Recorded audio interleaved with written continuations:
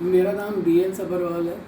मैं वरिष्ठ नागरिक केसरी क्लब की पश्चिम बिहार शाखा में सदस्य हूँ और मैं किरण चोपड़ा जी का तहे दिल से धन्यवाद करता हूँ कि उन्होंने हमें एक बहुत शानदार विषय दिया है, जिसमें उन्होंने कहा है कि आजकल दहेज से प्रताड़ित महिलाओं के ऊपर अत्याचार को रोकने के लिए हमको क्या कदम उठाने चाहिए और उसका क्या सलूशन है। इस विषय में मेरे विचार इस प्रकार हैं कि एक परिवार में जब बच्चे बड़े हो जाते हैं और ख़ासकर जब बेटी बड़ी हो जाती है तो उसके लिए एक सुंदर वर ढूंढा जाता है और एक ऐसा परिवार देखा जाता है कि जिसकी पूरे समाज में रेपुटेशन अच्छी बनी रहे और धनाढ़ परिवार हो, इज्जत वाला परिवार हो।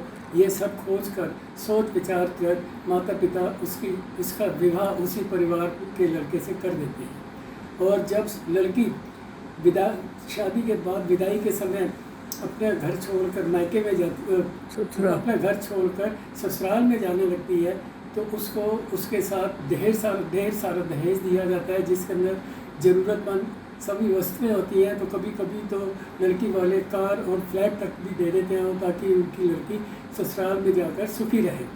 जब लड़की पहला कदम ससुराल में रखती है तो उसकी सासू माँ उसका भव्य स्वागत करती है और ये डिक्लेयर कर देती है कि ये हमारे लिए एक सितारा है जो सारी उम्र इस परिवार में चमकता रहेगा और हम सबको रोशनी देगा।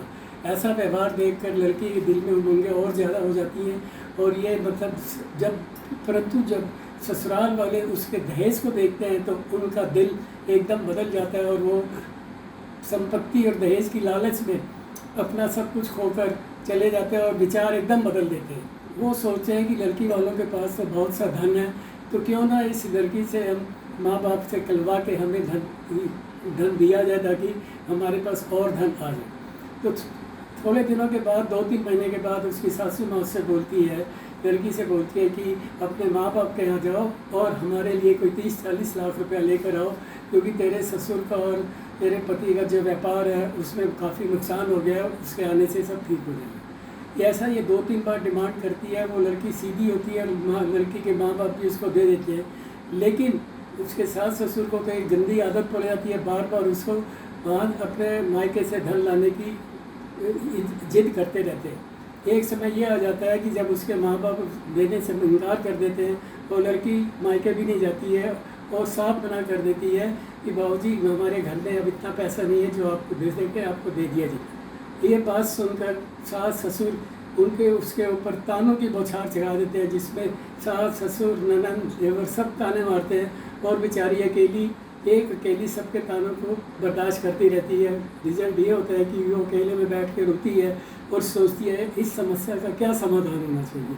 तो उसके दिमाग में आता है कि सबसे आसान समाधान यही है कि वो अपनी जीवन लीला समाप्त कर ले तो ये सारी समस्याएं अपने आप ठीक हो जाएंगी। ऐसा उसको बाध्य करके करना पड़ता है, या तो वो आत्महत्या कर लेती है या उसके सास ससुर उसको मार देते हैं। तो इससे ये निष्कर्ष निकलता है कि उस परिवार में जहाँ इस बेटी की शादी हुई थी अपने बुजुर्गों के संस्कारों को नहीं माना था, संयुक्त परिवार में नहीं रहे थे।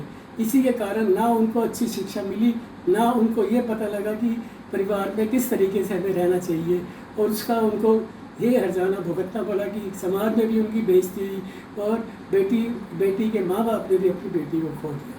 तो एक तो इसे हमें यही लगता है कि आज के ज़माने में संयुक्त परिवार में रहना बहुत ज़रूरी है और अपने जो बुजुर्ग हैं उनके संस्कारों को अपनाना बहुत ज़रूरी है। उन पर काफ़ी ताकत होती है, उनसे हमें शिक्षा मिलती है, उनसे हमें काफ़ी दम मिलता है। एक तो ये चीज़ है। दूसरा कारण यह है कि हमारी नौजवान पीढ़ी जो है बुजुर्गों के संस्कार को नहीं अपनाती है। जब उनसे पूछा जाता है तो यही कहते हैं कि बुजुर्गों के संस्कार उनके ज़माने के हैं, ये उनके ज़माने में ही चलते हैं, आज के ज़माने में नहीं चल सकते। और आज का ज़माना चमकदार ज़माना है और तेज़ चलने वाला ज़माना है, ये कह के वो टाल देते हैं। इसके अतिरिक्त आजकल जो है परिवार एकल परिवार में रहता है, संयुक्त परिवार में नहीं रहता। उनका कहना है कि एकल परिवार में हमको पूरी आज़ादी है, बल्कि संयुक्त परिवार में हमको आज़ादी नहीं मिलती, हम अपनी मनमर्जी से नहीं रह सकते। एकल परिवार में जब रहते हैं तो उनमें 1 या 2 बच्चे ही होते हैं और माँ बाप उनकी सारी डिमांड पूरी करते हैं और बच्चे में एक आदत सी पड़ जाती है कि वो जो फरमाइश करते हैं माँ बाप उसकी पूरी कर देते हैं। और इसके पश्चात मतलब वो इतनी जिद में आ जाता है कि वो आपे से बाहर हो जाता है। एक स्टेज पर माँ बाप बच्चे बन जाते हैं, बच्चे माँ बाप बन जाते हैं, और माँ बाप उसके सामने निमियाने लगते हैं कि उनकी बात माने, लेकिन उनका बेटा नहीं मानता। और इस तरीके से किसी तरीके से उसको पढ़ा लिखा कर जब वो बाहर नौकरी करने जाता है तो अपने माँ बाप को ये भी बता देता है कि उसने एक लड़की से पसंद की है, वो उससे शादी करना चाहता है। परंतु वो 2-3 साल उसके शादी के साथ रहेगा ताकि वो उसको as a live in partner के रूप में रखता है। हमें तो ये नहीं समझ में आती ये लिव इन पार्टनर कौन सी रीति होती है। और 2-3 साल के बीच पे दोनों में आपस में ऐसी खटपट होती है कि एक दूसरे पर शक करने लगते हैं और गुस्से में आके लड़का लड़की को मार देता है। इससे उनकी भी जीवन लीला ख़त्म हो जाती है। तो हमें यही है कि समाज को अगर हमने अनुशासन से चलाना है तो संयुक्त परिवार की बहुत ज़रूरत है। और हमारे जितने भी बुजुर्ग हैं उनके संस्कार को हमें अपने जीवन में अपनाना पड़ेगा। एक यही ऐसी चीज़ है जो हमें सबसे आगे ले जाएगी, और एक दिन आएगा कि विश्व में हिंदुस्तान का जो समाज होगा वो सबसे ऊपर होगा। जय हिंद।